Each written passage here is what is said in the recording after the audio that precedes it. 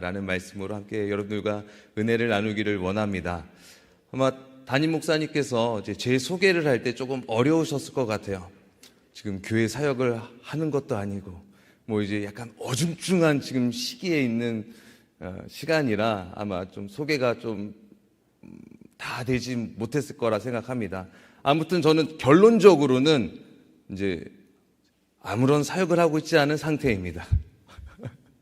제가 10년 동안 이제 헌츠빌이라는 알라바마 주의 헌츠빌이라는 도시에서 한 10년 정도 이제 담임 목회를 했어요. 그리고 또 하나님의 부르심 속에서 이제 그 10년의 담임 목회를 이제 정리하게 하셨고 또 하나님 부름의 새로운 곳으로 하나님이 인도하게 하셨어요. 그래서 지금 이제는 한 달간 이제 그쪽 교회에게 시간을 저에게 좀 주십시오. 안식년으로 좀 한 달만 쉬고 싶습니다.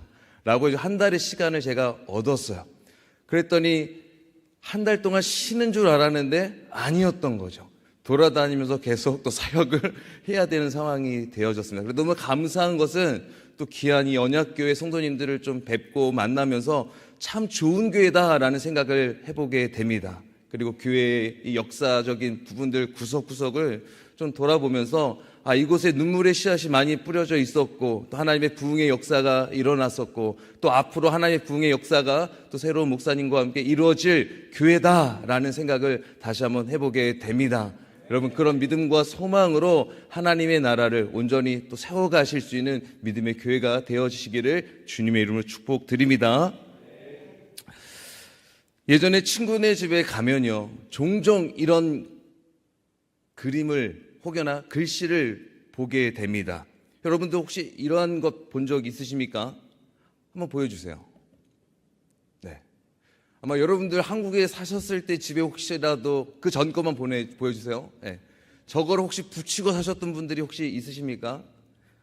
처음에는 저게 뭘까라고 했는데 어렸을 때는 몰랐는데 부적이죠. 네. 노란 종이 같은 곳에서 어떤 문양이나 글씨를 그린 부적이라고 합니다. 때로는 이상한 글씨를 써놓고 방이나 집 문 대문에 써놓는 거죠. 이유가 뭘까요? 무언가의 힘을 빌려서 자신의 인생을 좀 원하는 방향대로, 좀 편한 대로, 좀 잘 되기를 원하는 마음으로 아마 저런 부적을 방의 곳곳에 붙였을 거다라고 생각합니다. 다시 말해서 자신들의 기원을 담아서 알 수 없는 미래에 그 부적을 믿고 잘 되는 인생을 살아가기 위해 꿈꾸는 그런 부적이었을 것이죠. 근데 요즘에는요, 점집에 가서 굳이 부적을 사지 않아도 됩니다. 요즘에는 온라인 쇼핑몰들이 잘 돼 있어요. 그래서 그런 부적을 판매한다고 해요. 보세요. 네, 저희 쿠팡이라는 사이트예요. 근데 여러분 들어가셔서 이렇게 필요한 여러분들의 원하는 제목을 담아서 고르시면 돼요. 야, 목사가 부적을 사라고 그래. 절대 그런 거 아니죠. 네. 예전에 어른들은 심지어 베개 속 혹은 또 남자 팬티 속까지 부적을 넣었다라는 이야기를 제가 들었습니다. 참 어이없는 이야기이지만 이 어이없는 짓을 하는 사람들이 있었어요. 그리고 그것을 맹신하는 사람들이 있었습니다. 이것은 한국 무속신앙의 배경으로 생긴 모습들이고 자네들입니다. 결국 전통 문화 속에서 자란 또 믿음의 사람들도요, 잘못된 문화를 받아들이는 경우들이 종종 있습니다. 예전 어르신들은요, 죽은 사람들의 물건을 태워야 된다고 했어요. 왜일까요? 돌아가신 부모님의 유품을 가져오지 못하게 하는 경우들도 종종 있어요. 죽은 사람의 물건을 가져오면 그 귀신이 따라온다라고 해서 절대로 가져오지 못하게 하기도 해요. 다 태워야 된대요. 이런 비슷한 수많은 토속화된 문화들이 우리 삶의 전반에 깔려져 있어요. 그래서 믿음 생활하는데 때로는 방해가 되어지곤 합니다. 오늘 우리들의 모습에는 이러한 모습이 없습니까? 그리스도인으로 살아가는 우리들도요, 사실 이 토속 신앙적 배경 안에서 잘못된 신앙을 세워갈 때가 있다라는 거예요. 그런 예들이 있어요. 지금 이렇게 얘기하니까 저만 그것을 맹신하고 그것만 제가 따라갔던 것처럼 느껴져요. 여러분들, 나는 그런 적이 없는데 목사님 지금 무슨 소리를 하는 거예요? 그런 표정들이에요. 여러분들이 지금 믿음이 좋은 내가 그럴 리가 없다고 하는 그런 표정이 지금 여러분들의 표정이십니다. 한번 제가 얘기를 해드릴게요. 밤에 휘파람도 못 불게 했던 분들 혹시 계시지 않았습니까? 뱀 나온다고 휘파람 못 불게 해요. 야! 휘파람 부는 거 아니야. 뱀 나와. 빨간색으로 이름 절대로 쓰면 안 돼요. 죽는다고. 밥그릇에 숟가락 딱 꽂아보세요. 야, 이놈아! 재수 없어. 이렇게 얘기하시는 분들이 있었어요. 어른들이. 문지방은 어떻게 다녔어야 했습니까? 문지방은 넘어 다녔어요. 밟고 다니면 안 됐습니다. 복 날아간다고.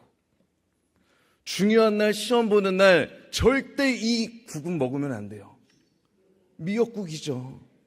왜일까요? 미끄러진다고. 오늘 혹시 친교 때 혹시 미역국이 나오면 혹여라도 시험을 준비하시는 분들은 먹지 마세요. 여러분, 까마귀가 울면 뭐예요?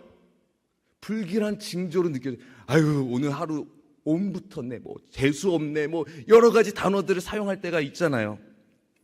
일이 잘 안 풀린다라고 생각을 여러분 하셨어요? 안 하셨어요? 저만 그런 사람처럼 보지 마시고.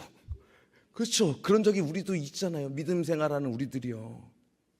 정말 많아요. 수많은 것들이 있지만 그냥 그 중에 몇 가지만 말씀드렸던 거예요. 오늘 우리들의 신앙이 어디로 흘러가고 있습니까? 내가 믿는 하나님은 어떤 하나님이십니까?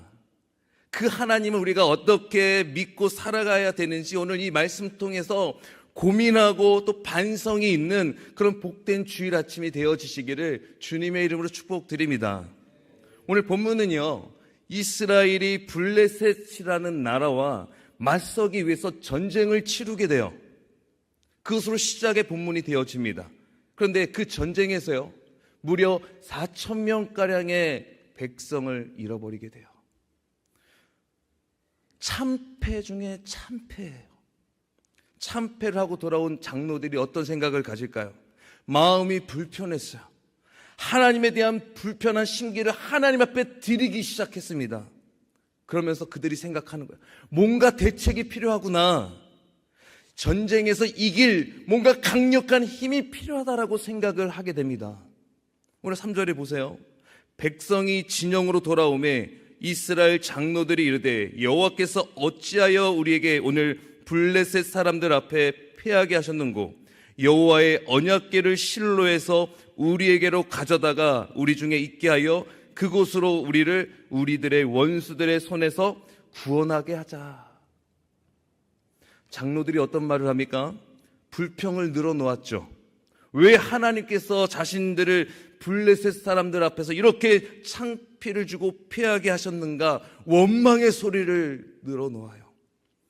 그리고 장로들은 이 전쟁에서 이길 전쟁의 승부수를 띄워요. 그것이 무엇이었습니까? 바로 하나님의 언약궤를 실로에서 자신들이 있는 곳에 가져다 놓게 하는 거였어요. 그렇게 언약궤가 자신들 곁에 두어야 된다라는 제안을 하게 되죠.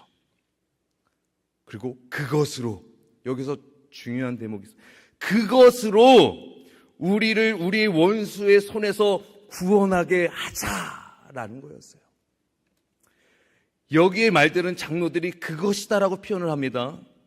그것은 하나님의 언약궤를 의미해요. 그런데 그것으로 자신들의 전쟁에서 구원할 것으로 맹신하고 있었던 거예요. 언약궤만 있으면 된다라고 생각하고 있었던 것입니다. 결국 장로는요, 엘리의 두 아들 홈니와 비느하스를 통해서 언약궤를 가져오게 해요. 아무나 만질 수가 없으니까요. 그리고 결국 5절에 보면요, 언약궤가 자신들이 있는 그 진에 도착할 때 이들의 반응을 한번 보세요. 어떤 반응이었는가? 여호와의 언약궤가 진영에 들어올 때에 온 이스라엘이 큰 소리로 외치며 땅이 울린지라. 어떤 마음이었을까요? 와, 이젠 됐어. 와, 이제는 뭔가 할 수 있겠구나. 무엇을 의미합니까? 이들은 이미 언약궤를 보면서 승리를 이미 맛보고 있었던 거예요. 이 언약궤만 있으면 우리는 이제 승리할 수 있다라는 확신이 들었기 때문이죠. 그 언약궤를 보면서 이제 이미 그들은요, 승리를 예측하고 있었던 겁니다. 이런 외침이 어디까지 들렸어요? 블레셋 진영까지 들렸다라고 해요. 그리고 블레셋 사람들이 이 외침을 듣고요, 무엇인지 모르다가 여호와의 언약궤가 진에 들어온 줄 알고 블레셋 사람들조차도 그것을 깨닫고 두려워하게 돼요. 마치 언약궤, 여호와의 언약궤가 이미 그 진에 이르렀다라는 것은 하나님이 그들과 함께하고 있다라는 두려움의 마음이었기 때문이죠. 블레셋에게는요, 사실 이 애굽인들이 당했던 것이 무엇입니까? 여호와의 신이라면 치가 떨리는 사람들이었어요. 10가지의 재앙을 통해서 그들은 엄청난 재앙을 이미 경험한 사람들이지 않았습니까? 여호와 신이라는 그 말만 나와도 마음 안에 두려움이 있었던 사람이죠. 그런데 언약궤가 그들의 진에 있다라고 그 얘기를 들었던 거예요. 그러면서 블레셋 사람들은 더욱더 무장하게 돼요. 더 강한 군사력을 모으게 됩니다. 그리고 그들의 다짐의 소리를 한번 들어보세요. 9절에 너희 블레셋 사람들아 강하게 되며 대장부가 되라. 너희가 히브리 사람의 종이 되기를 그들이 너희의 종이 되었던 것 같이 되지 말고 대장부 같이 되어 싸우라. 오늘 본문에서요, 하나님의 궤를 앞세워 나간 이 전쟁이 여러분 어떻게 되었을까요? 어떻게 되었을까요? 하나님의 궤를 가지고 그것으로 문제없이 승리했습니까? 했어요? 안 했어요? 10절에 나와요. 보세요. 블레셋 사람들이 쳤더니 이스라엘이 패하고 각기 장막으로 도망하였고 살육이 심히 커서 이스라엘 보병이 엎드려진 자가 3만 명이었어요. 그 전쟁에는 몇 명이었어요? 4천 명이었는데 두 번째 전쟁에는 3만 명을 잃어버려요. 이스라엘이 패하게 되고 3만 명의 군사를 잃어버리게 됩니다. 이전 전쟁과는 비교도 할 수 없는 참패 중에 참패였어요. 그리고 그들이 그렇게 믿고 나아갔던 하나님의 궤는 여러분 어떻게 됩니까? 11절을 보세요. 하나님의 궤는 빼앗겼고 엘리의 두 아들 홈니와 비느하스는 죽임을 당하게 돼요. 하나님의 궤가 빼앗겨져 버려요. 전이 실리의 상태인 거죠. 전이 상실의 상태가 되어지고 맙니다. 그들이 그토록 믿었던 하나님의 궤는요, 사실 어떠한 능력도 발휘하지 못했어요. 사실 이 표현이 안 맞죠. 안 했습니다가 맞겠죠. 그들의 언약궤를 빼앗긴 이유가 무엇일까요? 왜 전쟁에서 패배를 얻고 언약궤까지 빼앗기는 수모를 이들이 당해야만 했겠습니까? 전쟁의 참패는요, 사실 그들의 잘못된 믿음이었어요. 이스라엘은 하나님을 온전히 의지하지 못하고요, 그들이 생각을 먼저 앞세우기 시작했어요. 그들이 생각하는 전투의 승리를 위해서 언약궤라는 그것으로 자신의 승리를 예측했다라는 거예요. 언약궤를 뭐예요? 이용하고자 했던 거예요. 언약궤를 애용하고 싶었던 거예요. 언약궤만 있으면 그들에게는 승리를 얻을 것이다라는 착각을 하고 있었던 것이죠. 언약궤는 하나님의 임재를 상징하잖아요. 그들은 당연히 그런 생각과 행동을 할 수밖에 없었을 거예요. 자신의 진영에 언약궤가 들어오면 그들은 당연히 이길 거다라고 생각을 했어요. 그래서 언약궤가 들어오자 그들은 어떻게 했었어요? 함성을 지르고, 야, 우리 이제 됐다, 이제 됐다, 설레발을 치잖아요. 마치 점집에서요, 부적 하나 가지고 와서 문 앞에 그것을 딱 붙여놓고 기뻐하는 모습처럼 보였어요, 사실이요. 그들은 스스로 하나님의 교회를 부적으로 만들어 버린 거예요. 결국 하나님보다 앞선 그들의 모습 속에 하나님의 어떠한 승리는 그들에게 보장되어지지 않았던 것입니다. 하나님의 영광이 드러날 교회, 어떠한 영광도 그들에게는 볼 수 없게 되었던 것이죠. 6장에 보면요, 사실은 하나님의 계가 얼마나 능력이 있는지를 우리는 알 수 있어요. 발휘하지 못하는 언약궤가 아니었다는 것이죠. 하나님의 궤는요, 스스로 하나님의 영광을 드러내고 있었다라는 거예요. 그런데 이스라엘은 마치 하나님의 이 궤를 마치 주술적 힘만을 빌리고자 했던 것과 별반 다르지 않았습니다. 자신들과 함께 있게 해놓고 원수들 손에서 구원을 스스로가 얻고자 했던 거예요. 이러한 모습은요, 결국 하나님의 힘을 빌려 자신들이 원하는 것만을 얻고자 했던 것입니다. 결국 실로에서 자신들이 있는 곳으로 언약궤를 옮겨 그들은 그 언약궤마저 결국 빼앗겨 버리는 신세가 되어지고 말잖아요. 여러분, 하나님의 궤는요, 부적이 아닙니다. 하지만 그들은 하나님의 궤를 부적처럼 사용했어요. 부적 안에 힘이 있을 것만 같았던 그런 종교적 행태를 부렸던 거예요. 이것은 그들이 하나님의 임재를 단순히 그 언약궤에 제한시켰던 것과 마찬가지였어요. 언약궤 안에 있는 어떤 힘을 의지한 것뿐이었다는 겁니다. 오늘 우리는요, 하나님의 손을 바라보는 신앙이 아니라 하나님을 온전히 바라보며 살아갈 수 있는 신앙인이 되어져야 할 것입니다. 결국 이스라엘은요, 하나님을 자신의 이득을 위한 도구로 사용하는 죄를 범하게 된 거였어요. 오늘 우리 안에 이러한 잘못된 믿음으로 신앙생활하고 계시지 않습니까? 우리의 잘못된 믿음으로 하나님을 이용하려고 하는 자가 되어지고 있지 않으십니까? 예전에 12년 전에 이런 뉴스 기사를 본 적이 있어요. 이런 제목으로 실린 기사입니다. 세 자녀 살해, 믿음을 흉기로 바꾼 그들이라는 제목으로 실린 기사였어요.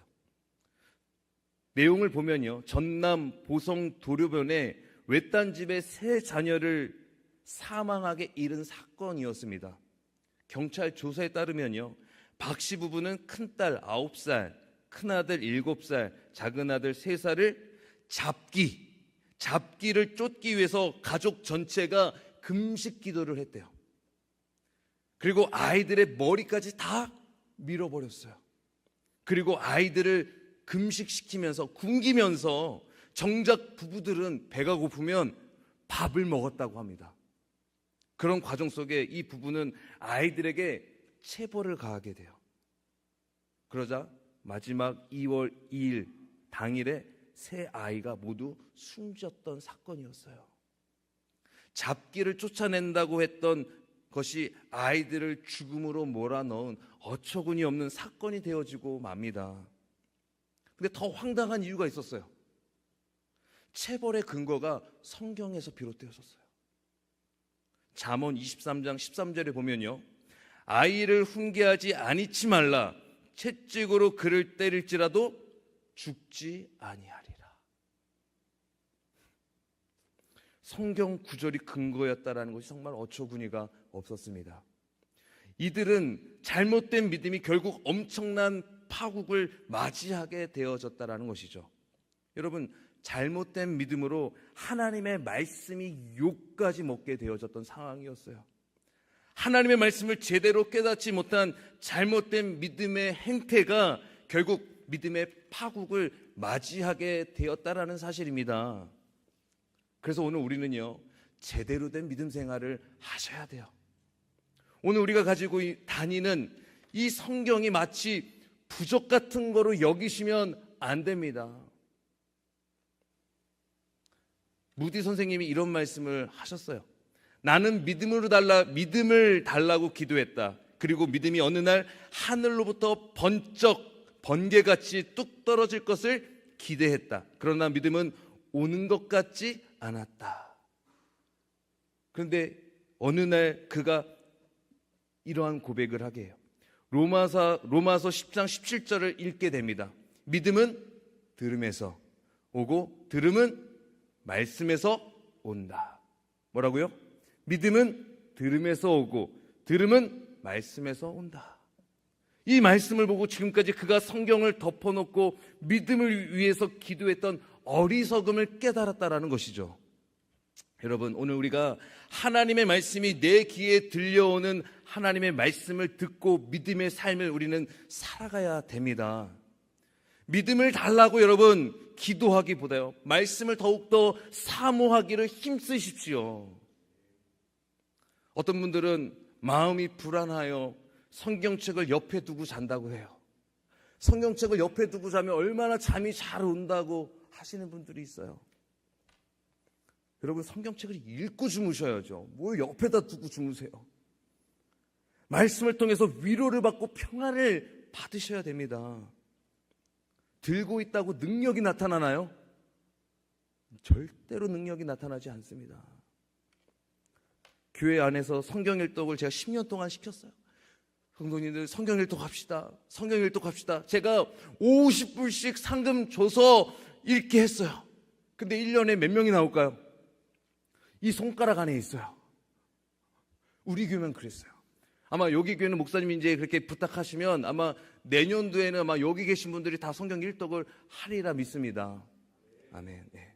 성경 일독이 중요한 것이 아니라 성경이 정말 내 삶으로 살아내는 애쓰는 모양이 모습이 우리에게 필요하다라는 말씀이에요. 들고 다닌다고 해서 아무런 능력을 발휘할 수 없다라는 거예요. 근데 요즘에는 성경책도 안 들고 다니잖아요. 왜? 교회에서 다 서비스를 해주잖아요. 뒤에 이렇게. 그래서 제가 그 목회했던 목회지에서는 수요일까지는 싸드렸어요. 근데 금요일은 안 싸드려요. 일부러 괘씸해서. 안 갖고 다니시니까 여러분 성경책 찾으세요. 10년, 그러니까 금요일에는 그래도 갖고 나오시더라고요. 주일에는 그렇게 해드리지만 여러분, 금요 예배 여러분 안 오신 분들 있죠? 보니까 이렇게 많은 줄 제가 오늘 알았어요. 금요일 어디 다녀오셨어요? 금요일 엄청난 일이 있었잖아요. 그렇죠? 아멘. 다음 주는 더 엄청난 일이 있을 것입니다. 여러분의 자리는 여러분이 지키셔야 돼요. 제가 힘들게 여기 와서 막 찬양하고 막 땀 흘려가면서 했는데 이렇게 많은 줄 몰랐죠. 제 마음 안에 상실감이 커요 지금. 다음 주에 그런 소식이 제 안에 들려졌으면 좋겠어요. 목사님, 다 지난주보다 배가로 다 오셨어요. 예배 자리 지키셨어요. 그런 소식이 있기를 소망합니다. 네, 5분 아멘 하셨어요. 여러분, 오늘 이 성경이 내 삶의 책상처럼 붙여놓은 부적이 되어져서는 안 돼요. 후탁 성도라고 아십니까? 제가 존경하는 저희 예전 한국에 있었던 담임 목사님이 후탁 성도는 되지 말라고 늘상 말씀하셨어요. 후탁. 뭔지 아세요? 책장에 이렇게 있어요. 책장에서 딱 꺼내서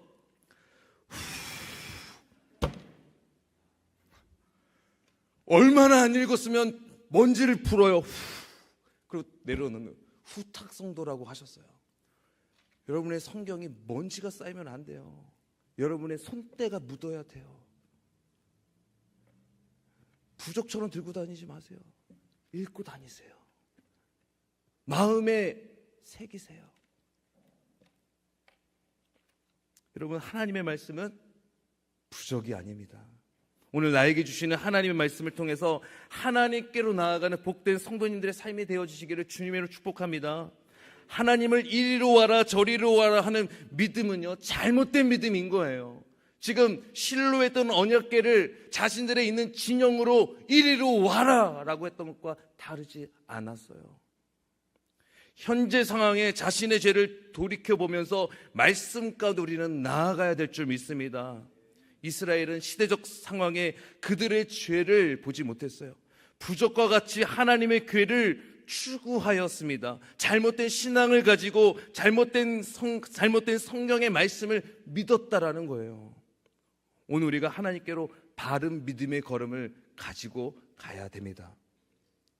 로또 복권 사시는 분들 있죠. 그런 분들 보면 세상 행복해요. 여기는 없나 봐요. 감사해요. 목사님, 저 로또 복권, 제가 보수적이에요. 제가 성결교단 출신입니다.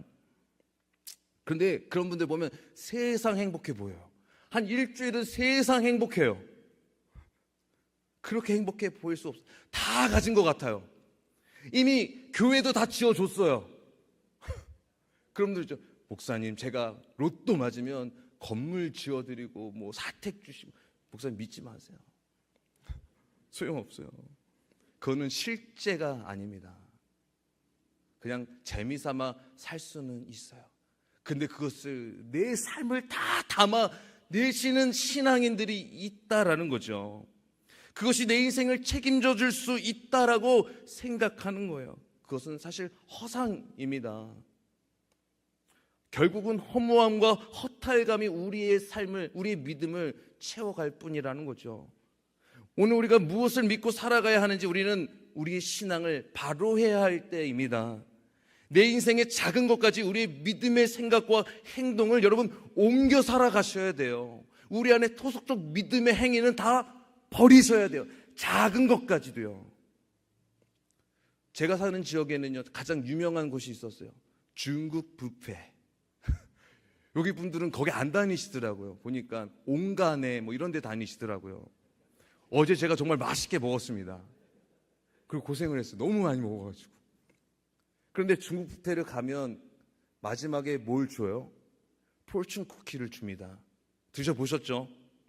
성도들이 그거 먹으려고 하는 모습을 볼 때가 있어요. 그런데 사실 그걸 먹으려고 하는 게 아니라 뭐예요?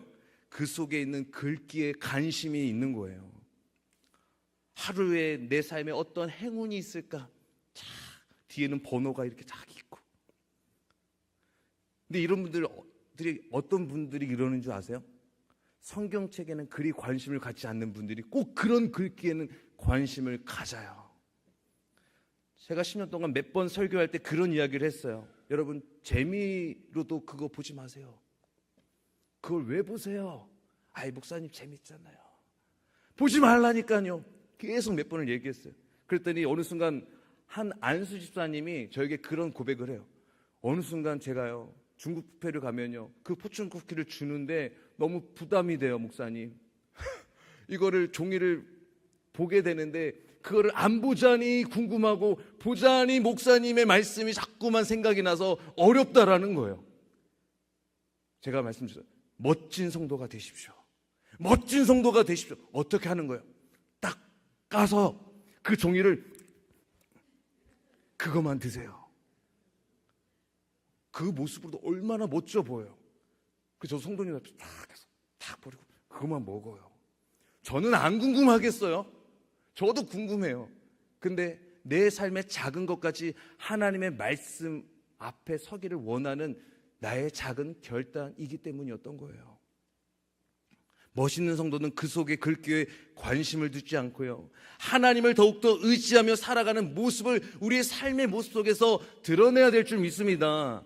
그럼 앞으로 그렇게 하시길 바랍니다.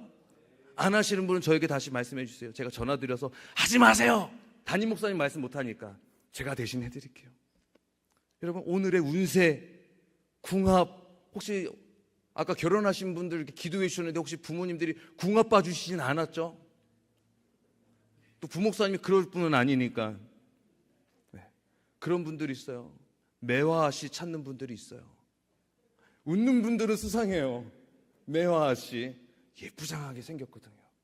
그런데 얼마나 또 뭐 점을 잘 보시는지. 도령도 그렇게 찾아다녀요. 무슨 도령 무슨 도령. 10년만 되면 그래요. 근데 더 놀라운 것은 믿음의 사람들이, 그리스도인들이 찾아간대요. 말씀이 내 삶을 인도하게 해야 되는데요, 하나님의 말씀을 붙잡고 살아가지 못하는 많은 그리스도인들이 있다는 사실입니다. 그리고 신앙생활하면서 마치 그것조차도 하나님의 말씀도 하나님의 궤를 부족으로 만들어버리는 신앙 행태를 보이고 있다는 겁니다. 여러분, 말씀으로 내 삶에, 내 인생에 운수대통을 맞이하기를 원하세요? 어제 밥 먹다가 운수대통이라는 말들이 나왔어요. 여러분, 오늘 우리는요, 운으로 사는 사람들이 아니에요. 말씀으로 사는 사람들입니다. 장로님 아멘? 네. 신년이 되면요, 말씀 뽑게 하죠, 교회에서요. 여기 교회는 하나요? 저희 교회는 했어요. 말씀 뽑게 하면요, 우리들의 신앙이 잘못된 길로 인도하게 되어지는 경우들도 종종 있어요. 그리고 목회자들은 그것이 고민일 때가 있습니다. 이것을 해야 되나 말아야 되나. 어떤 성도님은 목사님 그거 성경적이지 않잖아요. 막 와서 얘기해요. 성경에 안 써 있잖아요. 막 그래요. 그럼 성경에 써 있는 거면 어떻게 다 할 수 있어요? 안 써 있는 것은 그러면 없는 거예요? 뭐 그렇게 얘기할 수 있겠죠. 말씀 뽑게 하다가 실망하시는 분들이 있어서 그런 거예요. 뽑으면 죽도록 충성하라. 쉬지 말고 기도하라. 1년 동안 부담 가지고 살아가야 되니까 받아도 그냥 은혜가 안 되는 거죠. 올 1년 죽었구나. 왜 실망하십니까? 말씀이 내 삶에 부족같이 여길 때 일어나는 반응일 수 있어요. 오늘 나에게 주신 하나님의 말씀이 뭔가, 주여, 좋은 것 주세요. 아멘. 혹시 이런 모습으로 말씀을 보고 계시지 않습니까?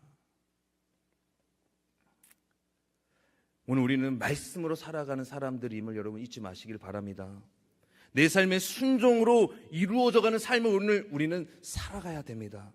이곳에 있는 우리 언약교회 성도님들은요, 말씀이 내 삶의 부족이 되어지지 않도록 늘 끊임없이 말씀과 씨름하며 말씀으로 살아내기를 위한 몸부림을 쳐가며 신앙생활할 수 있는 믿음의 성도님들이 되어지시기를 소망합니다. 예전에 이루었던 그 부흥의 역사가 오늘 다시 한번 이곳에 이루어지기를 소망하십시오. 여러분들이 말씀대로 살아가시면 부흥은 이루어져요. 이곳에 있는 사람들이 말씀으로 살아내기를 힘쓰고 살아가면 가정이 변화되고요, 여러분의 지역이 변화되어진다는 거예요. 여러분의 교회가 변화되어지는 거예요. 이 교회 역사적인 교회 아닙니까? 46년이 되어져 가고 있잖아요. 너무 제가 안에 오늘 들어오면서도 은혜가 됐어요. 이 역사적인 교회, 역사가 있는 교회는 다르구나. 운전하고 여기 이렇게 주차장으로 들어오잖아요. 한 분이 이렇게 쓰레기통을 가지고 이렇게 쓰레기를 줍고 다니세요. 제가 10년 동안 보지 못했던 모습이어서 그래요. 역사가 있는 교회는 말씀을 살아내는 게 뭐 어려워요. 주위의 동네에 쓰레기 줍는 그 모습으로 은혜가 되는 거예요. 저는 오늘 그것에 은혜가 되었어요. 그리스도를 살아가는 그 삶의 모습이 말씀 붙잡고 일독하는 의미가 아니라 말씀을 단 하나라도 살아내는 모습으로 살아간다면 그것이 내 삶의 부족이 아니라 진정한 능력이 되어지기 때문입니다. 교회 안에서 말씀 읽는 것에, 또 말씀에 순종하는 것에 여러분 믿음의 소망을 가지고 결단하며 살아가십시오.